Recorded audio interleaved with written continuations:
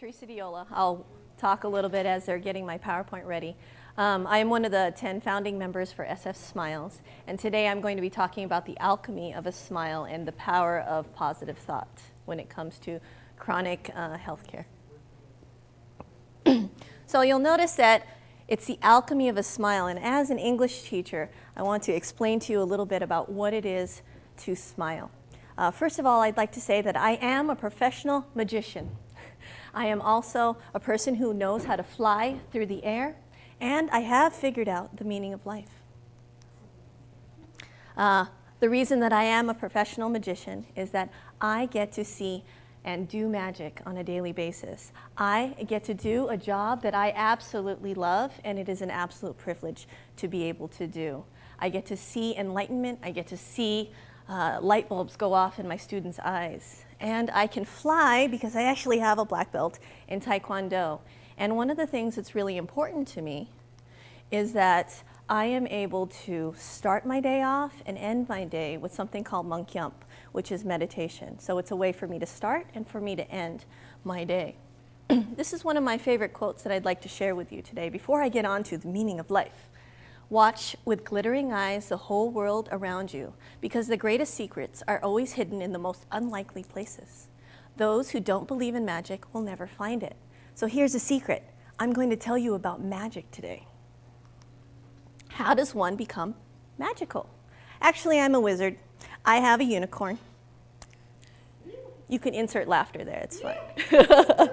The thing that I get to do is I get to see and I get to tell people about how much I love English, and I get to teach people how to write. And I'm going to talk a little bit more about what my organization has done as well. So how does one fly? Luckily, because I was so young when I started martial arts, I learned how to do aerial kicks, and it is one of the most magnificent things that I've ever been able to do. You throw your leg in the air, you kind of spin around, you throw yourself down, and then you become magical. You get to fly. You get to feel what it feels like to be a bird and to fly. So what is the meaning of life? Today I'm going to talk to you a little bit about what are life lessons. What are lessons that we can look at and we can see how we can be inspired to grow as people. So what have I learned about life? Unfortunately, I had to take a medical leave. I had to take a medical leave that was an entire month. I have very severe inflammation, which is in the form of eczema. And some people say, oh, it's just your skin. Why would you need to take time off for that? And I realized that in some ways, as I said earlier, I am a professional magician.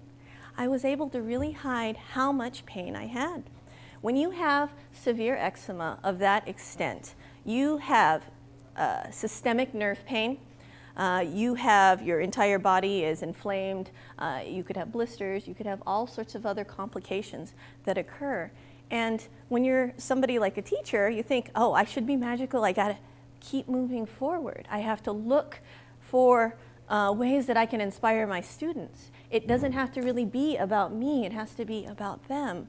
And then I hit a wall, and I was humbled because I hit so much pain in my life that I realized I couldn't be the teacher that I wanted to be. I couldn't be the person that I wanted to be, and so I needed to change things. So I decided, okay, let's not be incredibly stubborn. Let's actually listen to doctors since they have been trained to do this, and I'm going to actually take a medical leave. And it was humbling, and it was a profound experience because I realized, as we all are, replaceable. Now, how do we make memories? My Aunt Gloria has this amazing thing that she likes to say. She says, you should remember when you are making a memory. You should remember when something is magical. And one of the things that I wanted to share with you today is SFSMILES and what it means to me. I have a friend, his name is Chad, and he is one of the people in my life who really is able to look at something, reframe it, and make it really positive. And he's so excitable. I mean, honestly, he has more energy than I do, and he is just palpable. He takes up a stage. He talks about how he wants to help people. He makes sandwiches for homeless people. He does these things so that he can help others.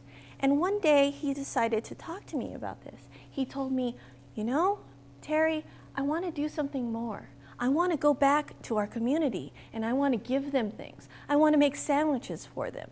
I want to be able to hold large events so people give us their stuff. And I will even donate it. And one of the most magnificent things that we've been able to do recently is be able to give furniture to people who were formerly homeless. So I learned about the leaning of life through Chad and what it meant to actually be charitable, what it meant to actually give something more than yourself. And it's actually the reason that I took my medical leave. I wasn't able to go to an SFSMILES 1-year anniversary. I was not able to go and make sandwiches for homeless people. I was not able to give something more of myself. And I realized that that was a part of my definition of happiness. I really enjoy this quote because it reminds me of Chad, and I hope it's one of the people that I am as well. We walk with the dreamers, the believers, the courageous, the cheerful, the planners, the doers, the successful people with their head in the clouds and their feet on the ground. Because honestly, those are the people that are fun. Chad said this, and it's just part of his quote. It was an email he had written to us, and he had thanked us for founding SFSMILES, for being able to reach out beyond what he could do himself. And he says this: every day when I wake up and every night before I go to sleep, I am very, very, very grateful for all of you. And he talks about the board and the founding members. With your dedication, support, huge hearts, SFSMILES is more than a movement. It's a beautiful new beginning for those in need in this amazing city and in all of the Bay Area. So I thought, you know, I'm an English teacher. This is about the alchemy of a smile. I should probably give you a definition. And I thought about things. I thought, you know, I should be really more positive about things. I should think about how Chad thinks about things, because I don't need to be in this kind of pain. I don't need to have this disease take over my entire life. And so I was thinking about it. I was like, okay, I'm a writer. I went to school for that at Santa Clara. They were really hard on me, you know, but maybe I could use this in some way. So I thought about alchemy. I'm a magician. I'm a wizard. I get to bring enlightenment to people. I get to do that. It's my gift in life.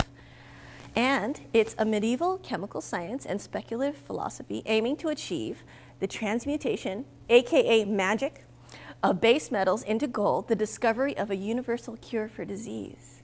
And when I saw this definition, I thought, you know what? Smiling, waking up in the morning, reframing my life, it changed me. And also the power of transforming something common into something special. I have a student that I'll talk about a little bit later, and she always reminded me to not look so intense and to smile at people. This is Chad. He's always reminding me to do a positive reframe. He's always reminding us in SFSMILES to look beyond ourselves and to reach out to others. So I want to talk a little bit about what eczema was, because some people think, it's your skin. I don't really understand how that could be something that is so profound. And I realized something, and I did it in red on purpose.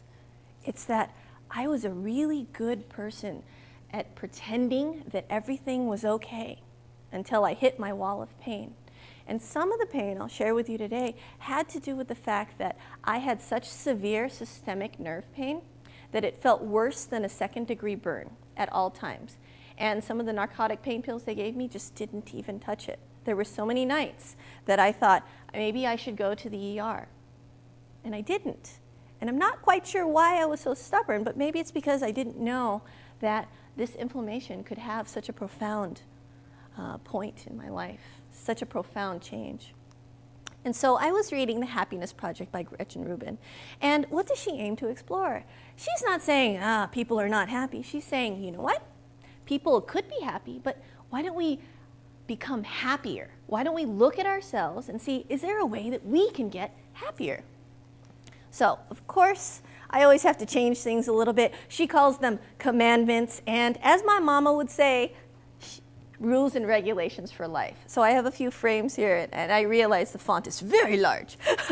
But I think that it's a strong message to make anyways. Do what you love. I get to have a job that fulfills me in a lot of different ways. I get to see students have light bulbs go off. I get to see them learn. I get to see them learn how to write and find voice.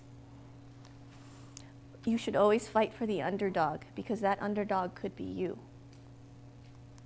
Remember what a semicolon stands for in life. It is a long pause. Be as authentic as possible. I realized during this entire time that I needed to be more transparent. I needed to learn to ask for help a little bit, which I'll talk about in a second.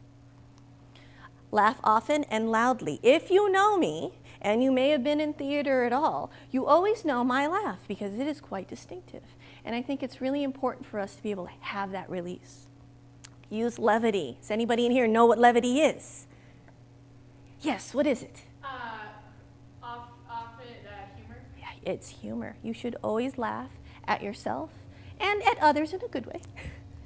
Okay, rapport, make it happen. I always say that when you have really good rapport, you can look across the room and be able to make eye contact with somebody and grow from that.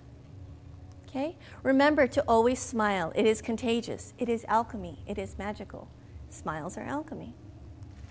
Discover that 70% of life, discovery is 70% of life. I realized during my medical leave, it took a very long time for me to get through, let's go to sleep, let's actually rest, let's listen to doctors, let's not think about work, let's not worry about, are my students being taken care of? Let's just actually think about what can you discover in life. And it was amazing. One day I woke up to the birds singing. And it was amazing to me. I didn't realize in our shared garden we had so many birds that were alive and happy, and that maybe I could find happiness too. Being grateful always changes your perspective because you realize what you have and it humbles you. Be generous, grateful, and charitable. It's pretty self-explanatory. Rubin's idea of the secrets of adulthood. I'd like to reframe this as life plus play plus list. So it's this idea of a playlist. I really love music. I love to dance. I love to sing. I'm not the best at it, but I like to enjoy it and embrace it as much as possible. So I have a few things on this list as well. It's okay to be a recovering perfectionist because excellence is achievable. I often have to tell this to my students. You can get more in life with honey than you can with vinegar. You should be nice to people. You can get things, right? Always try to pay it forward. When I taught living skills in the summertime a few times, I really try to teach people how to be kind and how to give back. It's surprising how much a smile can get you in life. It's a very amusing thing. Some of my students, when I was outside, they said, Diola, you don't really look like your headshot. And I said, well, it's because I'm giving a look to the camera. They're like, no, I don't see it. I don't see it. And then I said, okay, I don't normally do this at school, but hello. And they're like, oh, okay. And then they walk off awkwardly. It was the most amusing thing that I've had happen today. It was very funny. There is always time to sing, to dance, and to play. Positive thought makes the world go round. I realized that it took a lot for me to rethink things, to learn how to be happy. And what made me happy was hearing people say, Theresa, you're glowing. You look pretty because you look as though you're enjoying things again and you're not in pain. Surround yourself with like-minded people. If you surround yourself with like-minded people who give back, you can only get happiness back. Be courageous. Being courageous can be painful and uncomfortable. I had to learn how to ask for help a lot during this time. It was a whole month of me figuring out myself. And as I say, asking for help is uncomfortable but needed. And always be kind. Now, why is this talk important? When I came back from my leave, I was so excited to see my students. I was so excited to come back and show them everything I learned, talk to them about the Happiness Project by Gretchen Rubin, which, by the way, Chad Christensen gave me. And I said, how can you define happiness? I wrote it on the board. I said, can you tell me 5 happy things? And the sad thing is they could not. It took a really long time. It took 2 class periods for them to define happiness, for them to actually be able to say, this little thing where somebody smiled at me or somebody sent me a message or somebody did this made me happy. It really broke my heart, and I realized that I had to come through the darkness to come to the other side, to realize that there was hope. What does it mean to be humbled, and what does it mean, and why is being stubborn so counterproductive? I realized that during this time I wasn't asking for enough help. And I think in our society we're always told to be strong, but sometimes being strong is asking for help as well. And who are the people that change your life? I have a student that I talked about earlier, and she told me, Diola, you look really intense when you're walking around. And I said, but I teach all these classes in my head. I have all these things going. I'm thinking about the meaning of life, what I'm going to do next, how I'm going to go into class, what am I going to talk about? And she said, but you know, you need to look up at people. They're looking at you, and you should smile. And it was one of the most important lessons that I've learned, and it humbled me. Discovery is learning. It's 70% of life. I was just talking to somebody in the back about college. He said, I'm not sure what I'm going to do with college. And I said, but that's what you do. You figure it out, and you get to have fun with it. You get to figure out what you're really good at. And that is amazing. And once again, magician, because I saw his eyes light up. You have the ability to reframe your perspective. Smiles are alchemy. You all have magic within yourselves. How can you realize how precious something is until you lose it? I thought about things I would never think about by the time I hit my date to go on to medical leave. I thought, should I be a teacher? I thought, am I at the right school? I thought, is this pain ever going to end? I thought, am I ever going to have hope? Alchemy is a smile, and a smile is something simply that we all have that's magical within us. And I'd like to leave you with this. One must still have chaos within oneself to be able to give birth to a dancing star. Look within yourself to see if there's something there that you want to share with the world, because I'm sure that you do have that. Can you define happiness? I'd like you to go forth and smile. Thank you.